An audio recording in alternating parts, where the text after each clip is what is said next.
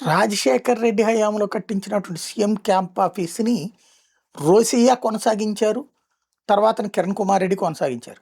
కానీ చ కేసీఆర్ వచ్చి దాన్ని పక్కన పెట్టి ప్రగతి భవన్ కట్టారు. ఆ ప్రగతి భవన్‌ని ఇప్పుడు సీఎం కాకుండా డిప్యూటీ సీఎంకి అప్పజెప్పారు. ఇలా ఇగోస్‌తో మార్పులు జరుగుతా ఉంటాయి. అంతకుముందు ఉన్నటువంటి సెక్రటేరియట్‌ని కూల్చి కొత్త సెక్రటేరియట్ తెలంగాణ తనదైన ముద్ర వేసుకునే ప్రయత్నం చేశారు కేసీఆర్. ఆయన కట్టించిన సెక్రటరీలో తాను ఉండడం ఏమనుకునేటువంటి ఉద్దేశంతో రేవంత్ రెడ్డి సెక్రటరీకే రావట్లేదు అన్నటువంటిది కవిత చెప్తున్నటువంటి ఆరోపణ.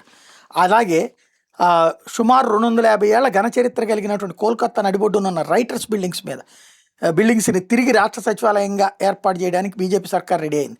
మమతా బెనర్జీ హయాంలో హుగ్లీ నది అవతల ఒడ్డున నిర్మించిన నబన్నా నుంచి పరిపాలన సాగితే ఇప్పుడు అధికార పగ్గాలు చేపట్టిన బీజేపీ ప్రభుత్వం తిరిగి పాత సచివాలయం నుంచి పాలన అందించాలని నిర్ణయించింది. రైటర్స్ బిల్డింగ్లో మరమ్మతులు పూర్తయ్యే వరకు కొత్త ముఖ్యమంత్రి అసెంబ్లీ ఆవరణలోని అనెక్స్ బిల్డింగ్లో నుంచి పాలన నిర్వహించే అవకాశం ఉంది.